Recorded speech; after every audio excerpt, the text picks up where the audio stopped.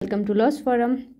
So we'll continue the topic that is outstanding feature of the constitution. Last video में हमने कुछ features complete किए थे, जिसमें से एक था कि हमने कौन कौन से फीचर्स है जो दूसरे कंट्री के कॉन्स्टिट्यूशन से बोरो किए गए, देन सप्लीमेंट क्या हुआ अमेंडमेंट्स के थ्रू, देन इसे लॉन्गेस्ट नोन कॉन्स्टिट्यूशन क्यों कहते हैं, और एक डिटेल एडमिनिस्ट्रेटिव प्रोविजन जो है ऐड किया गया। तो ऐसे कुछ हमने बेसिक फीचर देखे थे। आज हम देखेंगे कि हमारे कॉन्स्टिट्यूशन को ना मोर फ्लेक्सिबल दैन रिजिड क्यों कहा जाता है।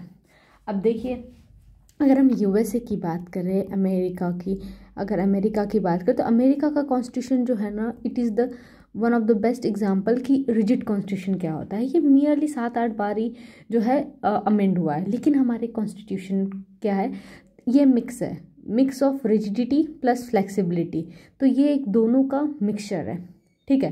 क्योंकि जो हम इसमें चेंजेस ला सकते हैं बाय द सिंपल मेजॉरिटी, और कुछ ऐसे प्रोविजंस होते हैं जिससे हम लोग जो है स्पेशल मेजॉरिटी के थ्रू जो है उसमें हम लोग चेंजेस ला सकते हैं। तो इसीलिए जो इंडियन कॉन्स्टिट्यूशन है ये है फ्लेक्सिबिलिटी एंड रिजिडिटी, इन दोनों का कॉम्बिनेशन है। तो आप ये भी नहीं कह सकते कि इट इज़ एक्सट्रीमली फ्लेक्सिबल और रिजिड, ठीक है।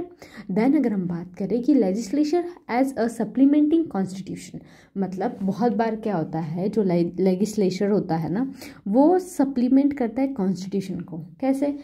जो पावर जो है ना कॉन्स्टिट्यूशन ने वो पार्लियामेंट को दी है, ठीक है, पार्लियामेंट को पावर दी है, और पार्लियामेंट को एम्पावर किया है। जैसे सिटीजनशिप एक्ट हो गया, सेफ गार्ड हो गया, अगर प्रिवेंटिव डिटेंशन से रिगार्डिंग कोई लॉ बनाना है, कोई रूल बनाना है, तो वो पार्लियामेंट कर सकती है। आर्टिकल 17 में जो चेंजेस है, ठीक है, तो वो उस पर डिसीजन जो है वो पार्लियामेंट ले सकती है। तो ऐसे बहुत सारे इसमें जो लेजिस्लेशन होता है ये सप्लीमेंट करता है कॉन्स्टिट्यूशन को, ठीक है।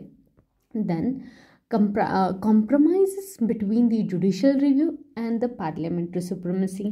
अब ये क्या बात होती है?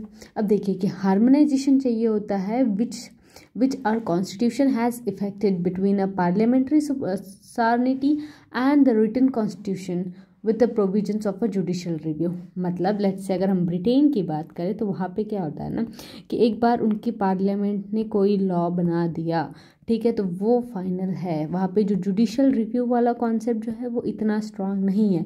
बट हम लोग इंडिया की बात करें, इंडिया में लेट्स से पार्लियामेंट ने आज एक लॉ बना दिया, ठीक है, और अगर उस लॉ को जो है अपोज किया गया तो अब क्या है, वो जुडिशरी उसको देखेगी, जुडिशल रिव्यू करेगी। अगर ये कॉन्स्टिट्यूशनली इनवैलिड होगा तो फिर क्या किया जाएगा, उस लॉ को नल एंड वॉइड बोल देंगे। तो यहाँ पे हमारे यहाँ पे पार्लियामेंट्री सुप्रीमेसी नहीं है। क्यों? क्योंकि हमारे पास जुडिशल रिव्यू का कॉन्सेप्ट है, ताकि बैलेंस बना रहे। जुडिशल रिव्यू एक बैलेंसिंग व्हील ऑफ कॉन्स्टिट्यूशन है, ठीक है, ताकि एक एब्सोल्यूट बैलेंस बना रहे पावर का, ठीक है। यूएसए की बात करें तो यूएसए में क्या है, यूएसए का सुप्रीम कोर्ट जो है, यूएसए में जो जुडिशल रिव्यू है ये इंडिया से भी ज़्यादा तगड़ा है, ठीक है। तो वहाँ पे जो सुप्रीम कोर्ट है उसको एक थर्ड चैम्बर ऑफ लेजिस्लेशन बोला जाता है। और वही इंग्लैंड की बात करें तो इंग्लैंड में जो है पार्लियामेंट सुप्रीमेसी है। Court can not nullify the act of parliament England में, ठीक है।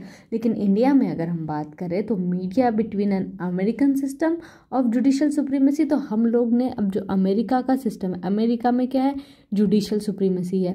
इंग्लैंड में क्या है, वहाँ पे इंग्लैंड में पार्लियामेंट्री सुप्रीमेसी। तो हमने इन दोनों के बीच का रास्ता लिया, ठीक है, ना तो बहुत ज़्यादा एक्सट्रीम हमने जुडिशरी को बनाया, ना ही पार्लियामेंट्री को। तो हमने एक बीच का रास्ता लिया यहाँ पे भी, ठीक है। और क्यों? और हमने ये जो जुडिशल रिव्यू रखा है ना, इसको एक बेसिक स्ट्रक्चर बोला है।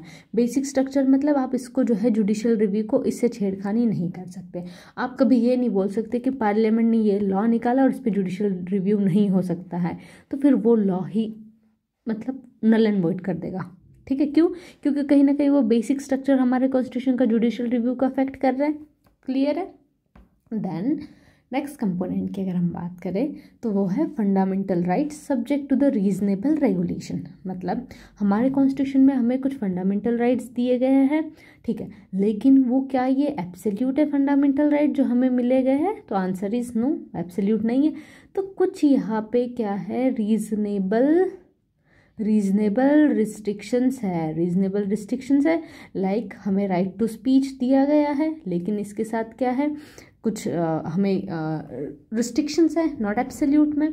तो fundamental right subject to the legislative control under the term of constitution, जैसे नेशनल सिक्योरिटी हो गया, इंटीग्रिटी, पब्लिक पॉलिसी हो गई, ठीक है, पब्लिक पॉलिसी का कोई अगर खिलाफ हो, इंटरनेशनल रिलेशन को कोई हो, तो ये सारी कंडीशंस है जो कि एक रिस्ट्रिक्शन लगाती है, एब्सोल्यूट नहीं है ये।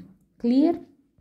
Then fundamental rights checkmated by the fundamental duties, मतलब अब देखिए जो 42nd कॉन्स्टिट्यूशन अमेंडमेंट एक्ट के थ्रू हमने क्या किया, इंट्रोड्यूस करा अब 15A में फंडामेंटल ड्यूटीज़, राइट। तो अब क्या है, अब फंडामेंटल ड्यूटीज़ जो है ये तो इन्फोर्सेबल नहीं है, क्या है ये इन्फोर्सेबल है क्या, नहीं है, लेकिन फंडामेंटल राइट्स है, राइट। तो फंडामेंटल ड्यूटीज़ कहीं ना कहीं क्या कर रहा है यहाँ पे, वो चेक कर रहा है, मतलब सबसे पहले ना जब हम राइट क्लेम करते हैं किसी चीज़ का तो हमें ये पता होना चाहिए कि हमारी ड्यूटी क्या है, राइट। तो ड्यूटी एंड राइट साथ साथ में चलने चाहिए। Clear? Then universal franchise without a communal representation, इसकी अगर हम बात करें तो आर्टिकल 326 में यूनिवर्सल फ्रेंचाइज की बात करते हैं। तो पहले 21 ईयर थी, जो आपकी जो वोटिंग का जो एज था ना वो पहले 21 ईयर था, उसको कम करके हमने क्या किया 18 ईयर, और ये 61st कॉन्स्टिट्यूशन अमेंडमेंट एक्ट 1988 में हमने ये किया, ठीक है। और इंडिया में क्या है, हमारे कम्युनल रिप्रेजेंटेशन नहीं है, ये जो कम्युनल रिप्रेजेंटेशन जो ब्रिटिशर्स लेके आए थे, ठीक है, ये हमने बंद किया। और इंडिया में अभी जो है रिजर्वेशन है for the category of SC ST and Anglo Indians, तो एंग्लो इंडियंस का तो हमने हटा दिया, तो अभी भी इनका सीट का रिजर्वेशन है, बट कम्युनल बेसिस पे हमारे कंट्री में अभी रिजर्वेशन है क्या, तो बिल्कुल भी नहीं है, ठीक है। ये क्लियर हो गया। देन अगर हम आगे बात करें फिर आता है पार्लियामेंट्री गवर्नमेंट, ठीक है। Parliamentary government combined with the elected president at the head. अब इसका मतलब क्या होता है, ठीक है, ओके। सो पार्लियामेंट्री गवर्नमेंट की बात करेंगे तो यहाँ पे हमें पता है जो प्रेसिडेंट है ये क्या है, हमारे एग्जीक्यूटिव हेड है, राइट। और कॉन्स्टिट्यूशन में हमारा जो फेडरल स्ट्रक्चर है दैट इज़ बेस्ड ऑन जो ब्रिटिश की जो पार्लियामेंट्री सिस्टम है उसके बेसिस पे हमारा फेडरल स्ट्रक्चर हमने अडॉप्ट किया है, ठीक है। और जो यहाँ पे प्रेसिडेंट है हमेशा एक्ट कैसे करेंगे, इनका ना डिस्क्रिशन प्रेसिडेंट का बहुत कम होता है, ठीक है। जितना मतलब अगर डिस्क्रिशन की बात करें तो गवर्नर का डिस्क्रिशन ज़्यादा होता है as compare to the president. कुछ अगर हम लोग आगे देखेंगे एमरजेंसी प्रोविजंस हो गए या जो एमरजेंसी वगैरह लगाते हैं तो उसमें गवर्नर के पास बहुत सारा डिस्क्रिशन है, लेकिन वही प्रेसिडेंट के पास डिस्क्रिशन वाला पावर नहीं है सच, ठीक है।